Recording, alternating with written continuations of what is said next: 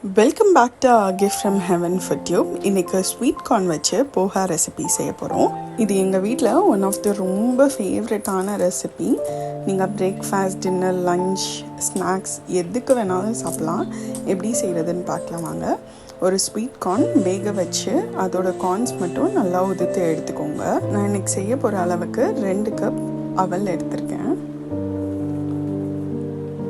நீங்கள் எந்த type of அவல் உங்கள்கிட்ட இருந்தாலும் எடுத்துக்கலாம். அதை நல்லா வாஷ் பண்ணி எடுத்துக்கோங்க. இந்த மாதிரி ஃப்ளாட் அவலாக இருந்தால் கொஞ்சம் பார்த்து வாஷ் பண்ணுங்கள். ஒரு கடாயில் 1/2 டேபிள் ஸ்பூன் கடுகு, 1/2 டேபிள் ஸ்பூன் சீரகம் போட்டு ரெண்டும் நல்லா பொரியட்டும்.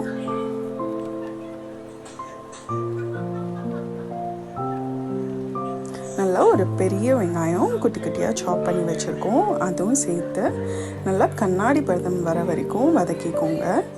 அது கூட 2 கொத்து கருவேப்பிலை ஆட் பண்ணிக்கலாம். ஃப்ளேம் நல்லா மீடியமாக வச்சு கண்ணாடி பதம் வர வரைக்கும் வெங்காயத்தை வதக்கி எடுத்துக்கோங்க. இப்போ இந்த ரெசிபிக்கு தேவையான அளவு உப்பு ஆட் பண்ணியிருக்கோம். ஸ்வீட் கார்ன் வேக வைக்கிறப்ப நாங்கள் உப்பு சேர்க்கலை.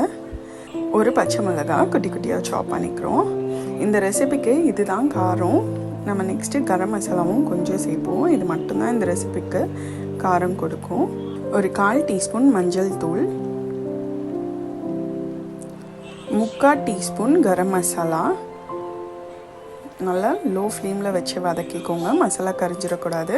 இது கூட நம்ம வேக வச்சு வச்சுருக்க ஸ்வீட் கார்னை ஆட் பண்ணி நல்லா ஒரு மிக்ஸ் கொடுத்துருங்க.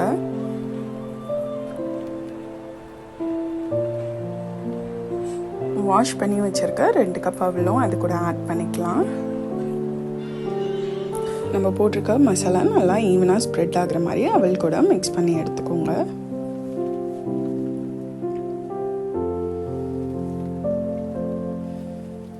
அந்த கலரே பாருங்கள், செம்ம பீலிங்காக இருக்குது.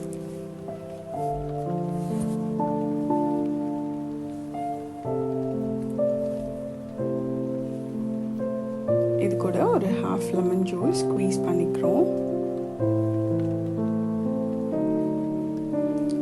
கண்டிப்பாக லெமன் ஜூஸ் ஆட் பண்ணிக்கோங்க, அப்போ தான் அந்த ஒரு டாங்கினஸ் நல்லாயிருக்கும் சாப்பிடும் போது.